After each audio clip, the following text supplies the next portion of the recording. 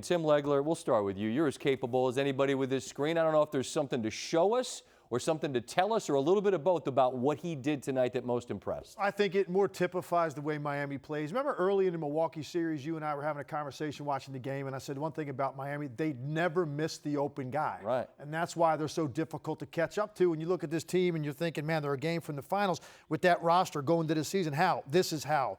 It's because they just don't make bad reads, typically. And this kind of also exemplifies what went on tonight, which is Boston making some mistakes here. This is a slipped pick and roll. If there's a slip, there's no reason to trap. Just go with them, and when the ball comes over, now you're perfectly matched up here, but that's not what happens.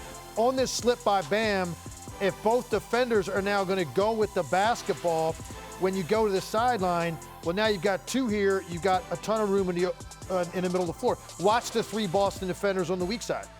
Ball comes to Bam. Somebody's got to make a decision. Jaylen Brown makes the right read, and actually the corner guys are doing the right thing. They're pinching to the shooters. Problem is, no one's accounting for Andre Iguodala, and he makes a nice little slip here behind, and then that means Marcus Smart is now going to have to react to that, and when he does, Goran Dragic is wide open. So they see the beautiful ball movement underneath the rim, quick touch pass by Iguodala, a ton of playoff experience out of that guy.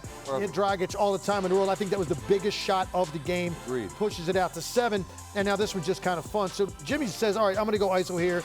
Waves Tyler Herro out. Jason Tatum is guarding him. He doesn't go with him. He just stays right here because he thinks Butler's going to isolate. He's going to go get a double team. It's kind of what happens. So as Jimmy's backing him down, you see now Jason Tatum's eyes aren't on Tyler Herro anymore. He's staring at Jimmy Butler. Marcus Smart is picking up Dragic as he's coming around. And look at the read by Herro. Beautiful cut right here to the basket. Weak side unaware. Herro catches it, flips it in. Even that is a fairly difficult shot, and he made it look like he knew before he even made the cut what the result of that was going to be and even how he was going to shoot it. That's what you and I were amazed at watching him all night, just how sure he is of what the result's going to be, and he shouldn't be that sure. And I think there's two things there. You cut that hard because you know your teammate's going to find you, Right. and you also, even at 20, look at the shot clock and know, I got to make something happen, and he does. I mean, it's just everything seems slow to him, and now they have a commanding lead. As for Boston, Brad Stevens, their head coach, the Celtics knows that it's an uphill climb, but his guys stayed in the fight late.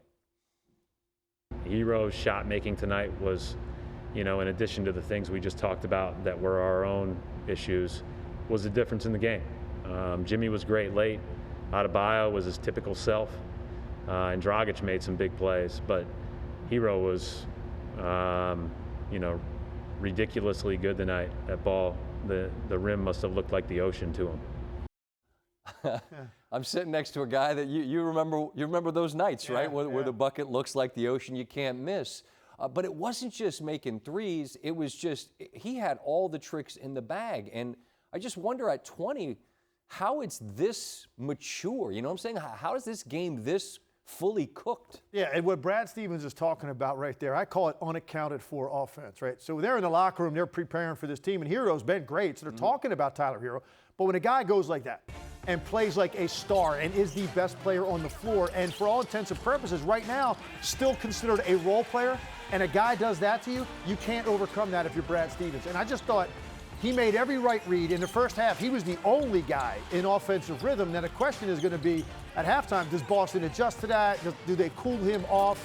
Because he's never done this offensively in a game, and he just got more comfortable as the night went on. I just thought the array of shot making is what now we're being surprised at. I remember the first time I saw him in person was in the Vegas Summer League. I saw him for about 10 minutes, and he came off a screen to the top of the key at about 28 feet.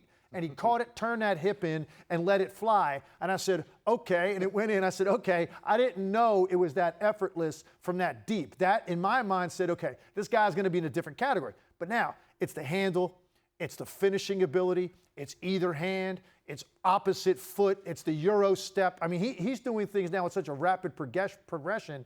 It sometimes takes guys 2-3 years to improve as much as we've seen Tyler Herro improve, even in the bubble. That's how much better he has been even than he was in the regular season. And tonight, obviously, a star performance. Well, Goran Dragic is getting mic'd up here. We're going to talk to him in a moment. I'm curious, obviously, he had a great look at a young man that's evolving before our eyes. But at 20, at this early stage of his career development, I mean, you know me, I hesitate to throw hyperbole around. That's not my thing. Yeah. But, I mean, we're looking at a star turn here, are we not? Yeah, I think this guy has. I started thinking it maybe before the shutdown even. This guy has all-star capabilities. I'm talking about not just get there one time, like perennial all-star down the road. A guy. Give the guy a few years of seasoning. I think that's what his ceiling is. And I mean, you score 37 in a game like this, and then, I mean, now you're a game away from a date in the finals with whoever would get there from the West. I mean, you get a chance. That's a stage where legends are made. Stars truly get made. Tim, appreciate you here. You take a look at Herro, 37 on the night. List of rookies to score more versus the Celtics in playoff games goes like this. Wilt Chamberlain screws up lists. He's all the time. It's like Wilt. Now you got Herro along with Derrick Rose, and what a performance it was. Thank you for watching ESPN on YouTube. For live streaming sports and premium content, subscribe to ESPN+.